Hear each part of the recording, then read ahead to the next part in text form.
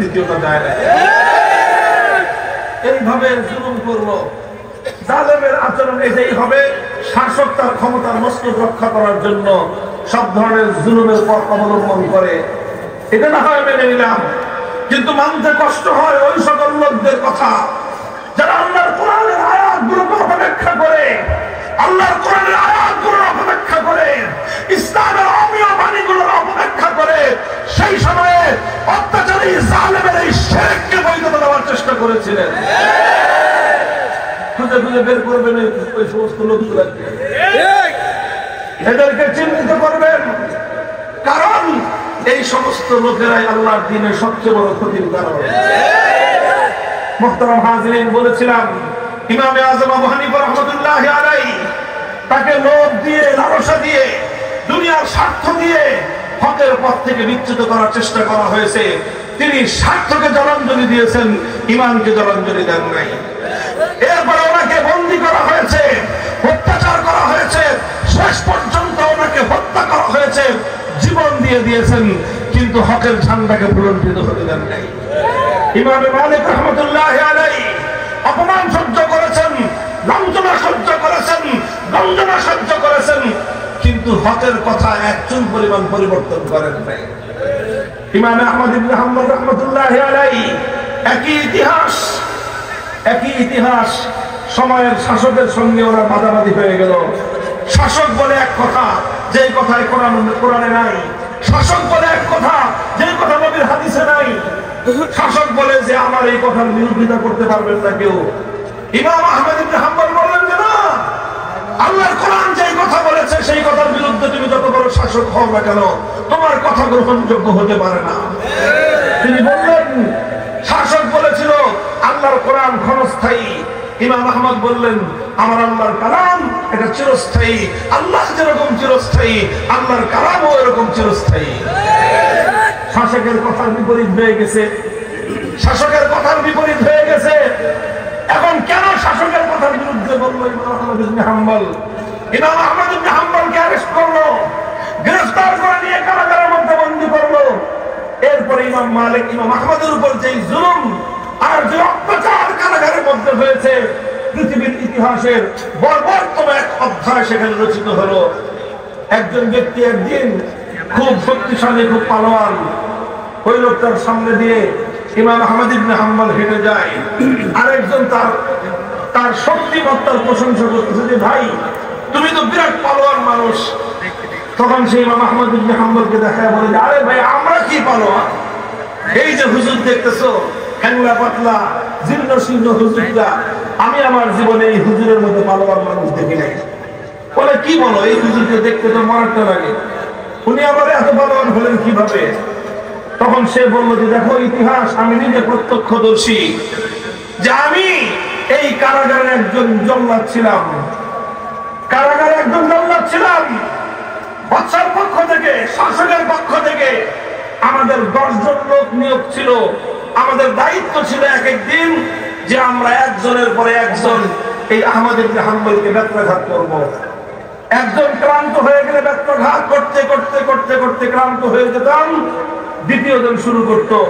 দ্বিতীয় জন মারতে মারতে ক্লান্ত হয়ে গেলে তৃতীয় জন শুরু করত। আমরা একে একে 10টা লোক এই লোকটাকে ব্যত্রাঘাত করতে করতে আমরা ক্লান্ত হয়ে যেতাম, কিন্তু মার খাইতে খাইতে আল্লাহর বান্দা ক্লান্ত হতো না। তার মুখে একটাই কথা থাকতো, ইদুনি বিকিতাবিল্লাহি ওয়া সুন্নতি রাসূলিহি আত্তাবিকুম।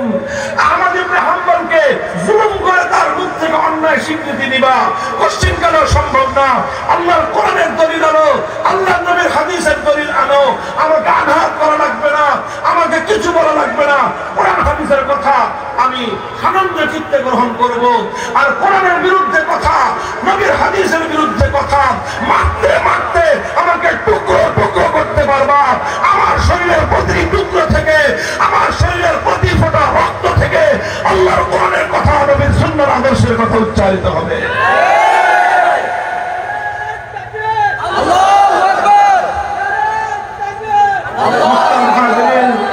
কথা খুব লম্বা বলবো না, আমরা শেষ যুগের মানুষ। দেখেন আমরা শেষ যুগের মানুষ, এমনি আখির নবীর উম্মত, আবার আখির নবীরও আখির আখেরি যুগের উম্মত আমরা দুর্বল, আমাদের পক্ষে কঠিন পরীক্ষা দিয়ে পাস করা বড় কঠিন। এই জন্য আমরা আল্লাহর কাছে সবসময় দোয়া করি, আল্লাহুম্মা ইন্না নাসআলুকাল আফিয়া, আল্লাহুম্মা ইন্না নাসআলুকাল আফওয়া ওয়াল আফিয়া ওয়াল মুআফাতাদ দাইমাতা ফিদ দুনিয়া ওয়াল আখিরাহ। আয় আল্লাহ, আমাদেরকে তুমি আফিয়াতের জীবন দান করো, তুমি আমাদেরকে কঠিন পরীক্ষার সম্মুখীন করো না। তবে হিম্মত রাখতে হবে, আল্লাহ যতটুকু পরীক্ষার সম্মুখীন আমাদেরকে করবেন, ইনশাআল্লাহ আমরা যদি হকের ঝান্ডা ধারণ করতে পারি, আল্লাহর সাহায্য আমাদেরকে পাশে থাকবে, আল্লাহর সাহায্য আমাদের পাশে থাকবে। হে মুসলমান, এই জন্য একটু উঠে দাও, একটু হিম্মত করো, আরেকটা ধাক্কা দাও। এই সমাজ থেকে সকল অন্যায়, সকল অবিচার, সকল তাগুত, সমস্ত বাতিল ইনশাআল্লাহ নির্মূল হয়ে যাবে, নির্মূল হয়ে হকের ঝান্ডা সমুন্নত হবে। তোমাদেরকে ইস্তেকামতের সাথে থাকতে হবে, অটল থাকতে হবে, অবিচল থাকতে হবে। হয়তো কিছুদিন কারাবরণ করা লাগতে পারে, কিছু মানুষের জীবন দেওয়া লাগতে পারে। আরে জীবন তো প্রতিদিনই কিছু মানুষের যাচ্ছে, কথা বলেন, যাচ্ছে কি যাচ্ছে না?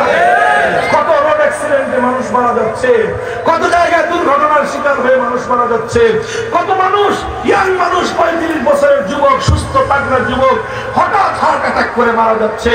অসংখ্য অগণিত ঘটনা, আগুন লেগে শত শত মানুষ মারা যাচ্ছে, পানিতে ডুবে শত শত মানুষ মারা যাচ্ছে, দুর্ঘটনার শিকার হয়ে শত শত মানুষ মারা যাচ্ছে। প্রতিদিন হাসপাতালগুলোতে রোগে আক্রান্ত হয়ে শত শত মানুষ মারা যাচ্ছে। জীবন যখন পেয়েছি, জন্ম যখন নিয়েছি, মরতেও তো একদিন হবে। শপথ করো, মরবো তো একদিন ইনশাআল্লাহ। যেদিন আমার মৃত্যু নির্ধারিত সময়, সেদিনই আমি মরবো, তার আগে মরতে চাইলেও মরা যাবে না। ভয় কিসের? আল্লাহ জমিনে আল্লাহর দ্বীন জিন্দা করবার হিম্মত করো, ইনশাআল্লাহ আমার তোমার এই মাতৃভূমি সোনার বাংলার মাটিতে আল্লাহর দ্বীন জিন্দা হবে। আমাদের ইয়াং জেনারেশন, তরুণ প্রজন্ম চোখে আঙ্গুল দিয়ে দেখিয়ে দিয়েছে, শুধুমাত্র মাদ্রাসার ছাত্ররা নয়, আলহামদুলিল্লাহ স্কুল, কলেজ, ইউনিভার্সিটির ছাত্ররা ব্যাপকভাবে এখন তাওহীদ এবং ঈমানের শিক্ষায় তারা শিক্ষিত হচ্ছে। তাদের মধ্যে তাওহীদের আলো জ্বলছে, তাওহীদের মশাল জ্বলছে, তাদের অন্তরের মধ্যে বাতিলের বিরুদ্ধে বিদ্রোহের আগুন জ্বলছে। এই আগুন ইনশাআল্লাহ কেউ নিভাতে পারবে না। এই আগুন প্রতিটি যুবক এবং তরুণের হৃদয়ে হৃদয়ে জ্বলতে থাকবে। 5ই আগস্টের বিপ্লব আমাদের জন্য একটা অনেক বড় আল্লাহর পক্ষ থেকে উৎসাহব্যঞ্জক একটা ঘটনা। সেই যে 2021 সালে, 2020 সালে আমরা ভাস্কর্য নিয়ে লড়াই করলাম, আমরা কথার লড়াই করলাম। কথার লড়াই করার পর আমাদের কণ্ঠ বন্ধ করে দিল, আমাদেরকে কারাগারে বন্দী করে দিল, আমাদেরকে কারাগারে বন্দী করে সমস্ত জুলুম নির্যাতন আমাদের উপর চালালো। আমাদেরকে জাতির সামনে হেয় প্রতিপন্ন করার জন্য এমন কোন কুমন্ত্রণার কুচক্র নাই যেটা সরকার করে নাই। আমাদের সঙ্গে ওই অপকর্ম করলো যে অপকর্ম ইব্রাহিম আলাইহিস সালামের সঙ্গে নমরুদ করেছিল। আমাদের সঙ্গে ওই অপকর্ম করা হয়েছে যে অপকর্ম মূসা আলাইহিস সালামের সাথে ফেরাউন করেছিল। আমাদের সঙ্গে ওই অপকর্ম, ওই অন্যায় করা হয়েছে যে অন্যায় মূসা আলাইহিস সালামের সঙ্গে কারুন করেছিল। আমাদের সঙ্গে ওই অবিচার করা হয়েছে মুনাফিক সর্দার আব্দুল্লাহ ইবনে উবাই আল্লাহর নবীর বিরুদ্ধে যে ষড়যন্ত্র করেছিল। এভাবে অনেক ষড়যন্ত্র করেছে, আমরা কথা বলতে পারি নাই। আমাদেরকে কোর্টে যখন তুলতো, আমাকে কোর্টে তুলবার সময় আমাদের চরম আপত্তির মুখেও একটা হেলমেট পরাতো, বুলেট প্রুফ জ্যাকেট পরাতো। আর এইভাবে জ্যাকেট পরে, হেলমেট পরে, হাতের মধ্যে হ্যান্ডকাপ লাগায় মিডিয়ার সামনে আমাদেরকে তুলে ধরতো। অনেক কাকুতি মিনতি করতাম যে হেলমেটটা দিয়েন না, বলতাম, অনুরোধ করতাম, জ্যাকেট পরে জাতির সামনে আমাদেরকে এভাবে অপমান করার চেষ্টা করেন না। পুলিশরা অনেক সময় চোখের পানি ছেড়ে দিয়ে বলতো যে হুজুর কিছুই করার নাই, উপরের অর্ডার, উপরের অর্ডার। আরে এমনও দৃশ্য দেখেছি, আমরা কোর্টের দারোদের 15 জন 20 জন বন্দী আছে, সকলের জন্য খাবার আসতেছে। ওই সমস্ত বন্দীরা আমাকে একটু আপ্যায়ন করতে চায়, পুলিশরা বলতো যে সবাই খাবার কিন্তু হুজুরদের খাবার দিতে পারবেন না। কেন? সিসিটিভিতে দেখতেছে যদি ওনাকে কেউ খাবার দেখা যায় আমাদের একটা চাকরি থাকবে না। এইভাবে দিনের পর দিন, এইভাবে 3টা বছর এক একটা করে দিন কেটেছে। এক একটা দিন মনে হয়েছিল হাসরের মাঠের দিনের মতো।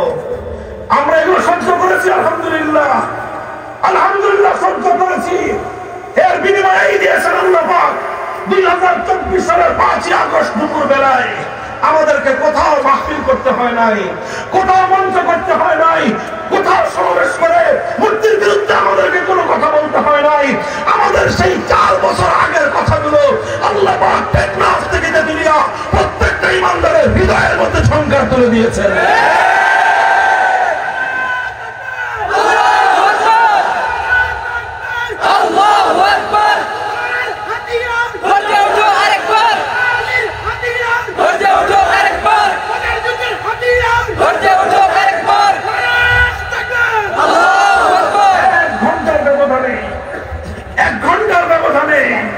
আলহামদুলিল্লাহ টেকনাফ থেকে তেতুলিয়া শুধু শেখ মুজিবুর রহমান সাহেবের না, যত সাহেবের মূর্তি ছিল বাংলার তৌহিদি জনতা সমস্ত মূর্তি তৌহিদি চেতনায় উজ্জীবিত হয়ে বুড়িগঙ্গার পানিতে ভাসিয়ে দিয়েছে।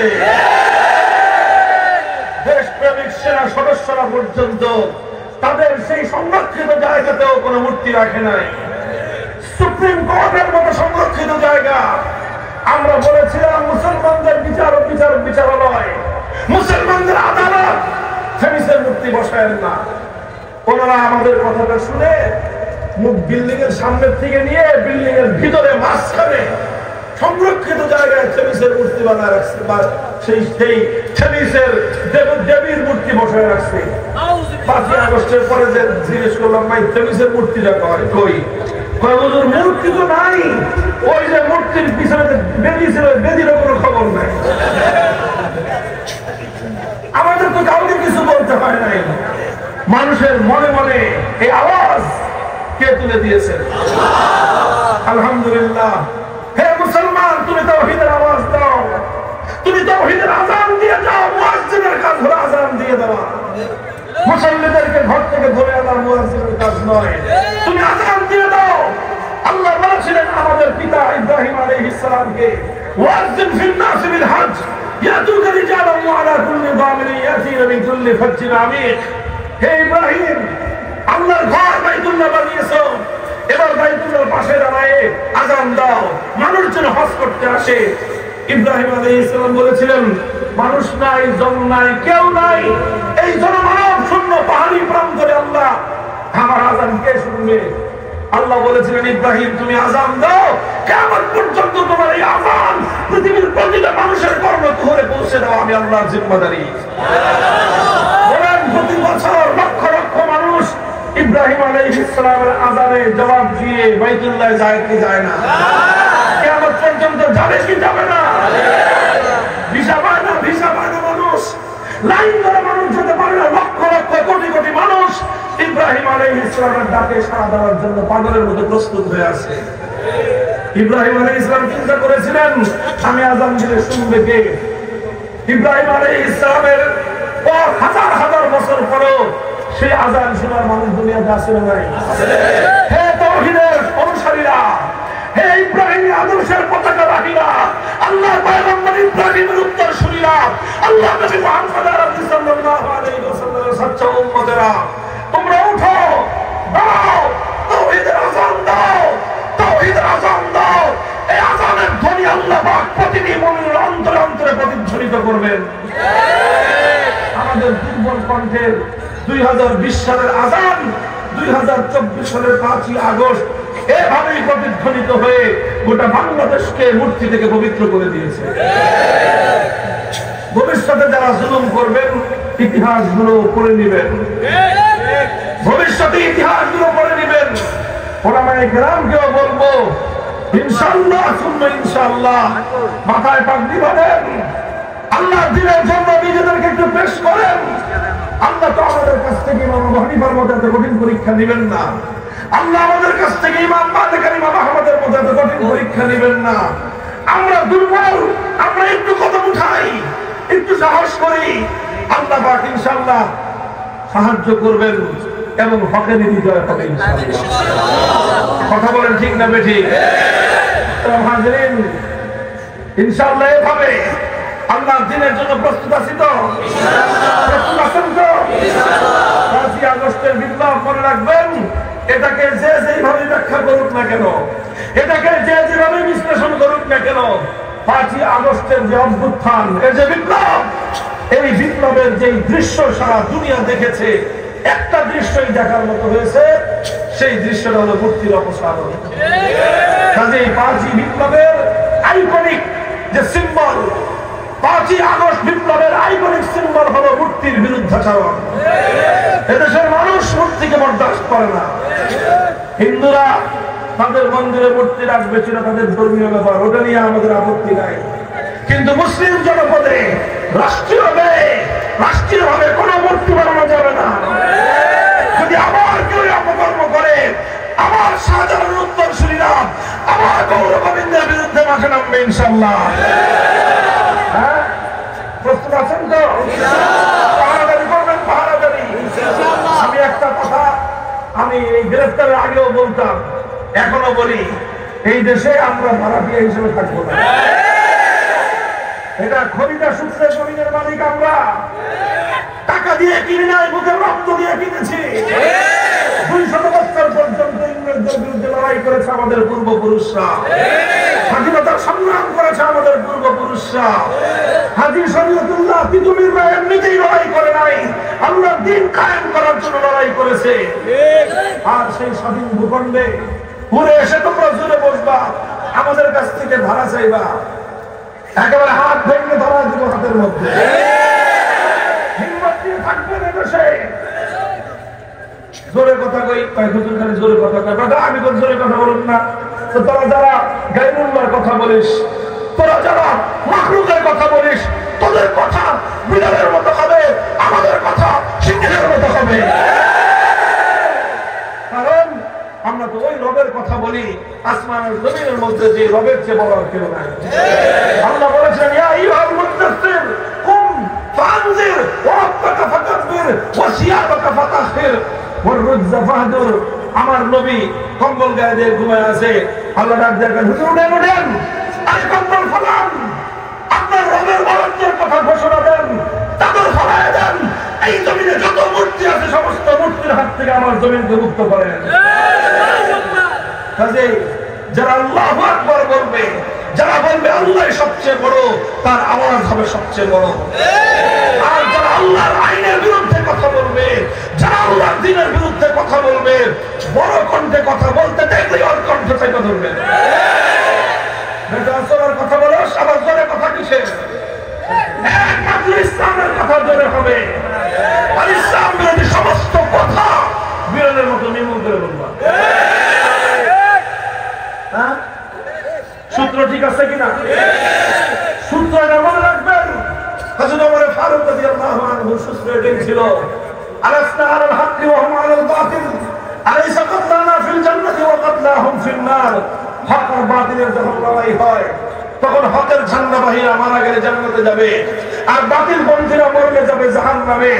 তাহলে তারা যারা জাহান্নামে যাবে, ওরা যদি মাথা নত না করে, আমরা যারা মরলেই জান্নাত কনফার্ম, আমরা কেন মাথা নত করবো? এইভাবে চলবেন ইনশাআল্লাহ। হ্যাঁ, ওলামায়ে কেরাম জাতিকে এইভাবে নেতৃত্ব দিবে। আপনারা দ্বীন শিখেন, ওলামায়ে কেরামের সোহবতে আসেন। কোন একজন সাধারণ মানুষ যেন কোন আলেমের সঙ্গে সম্পর্ক ছাড়া না থাকেন।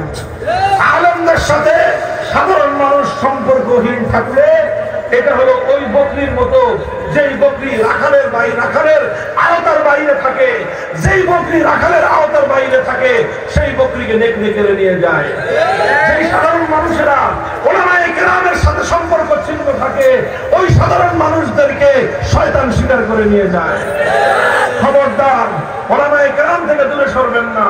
জীবনের সকল কাজে আলেমদের কাছ থেকে দিক নির্দেশনা নেবেন, সমস্ত কাজে ওলামায়ে কেরামের কাছ থেকে দিক নির্দেশনা নেবেন, ওলামায়ে কেরামের কাছ থেকে রাহনুমাই নেবেন।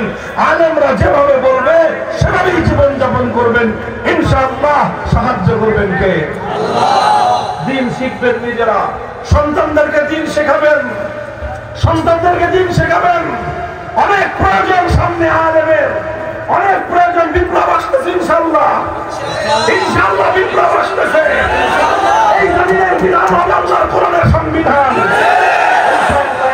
কোরআনের সংবিধান অনুযায়ী রাষ্ট্র পরিচালনা করার জন্য অনেক লোকের দরকার পড়বে ইনশাআল্লাহ। কাজেই সন্তানদেরকে আলেম বানান, যারা আলেম হতে না পেরেছেন দিন শিখেন। ইনশাআল্লাহ এই দেশটা, এই ভূমিটা, এই জনপদ আল্লাহর কোরআনের দ্বারাই শাসিত হবে ইনশাআল্লাহ। দাওয়াতের উদ্যোগ নিয়ে ওলামাদের সঙ্গে যাবেন, আলেমদের নেতৃত্বে সেখানে গিয়ে 3 দিন সময় দিবেন, সেখানে চিল্লা দিবেন, দিন শিখবেন, ইসলাম শিখবেন, আর হৃদয়ের মধ্যে হকের যে আলো সেটা প্রজ্বলিত করবেন। আলেমদের সঙ্গে যোগাযোগ রাখবেন ইনশাআল্লাহ সুম্মা ইনশাআল্লাহ। আল্লাহ চাহে তো আমাদের এই দেশ, আমাদের এই ভূমি, আমাদের এই জনপদ অচিরেই পূর্ণাঙ্গ ইসলামী শাসনের আওতায় পরিচালিত হবে। আমরা ইস্তেকামতের সাথে থাকবো সকলে। আল্লাহ কবুল করুন, তৌফিক দান করেন। দলচট মাদ্রাসাকে আল্লাহ কবুল করেন, এলাকাবাসীকে আল্লাহ পাক তার দ্বীনের সৈনিক হিসেবে কবুল করেন। ওয়া আখিরু দাওয়ানা আলহামদুলিল্লাহি রাব্বিল আলামিন। আসসালামু আলাইকুম ওয়া রাহমাতুল্লাহ। সুবহানাল্লাহি ওয়া বিহামদিহি সুবহানাল্লাহিল আযীম। আল্লাহুম্মা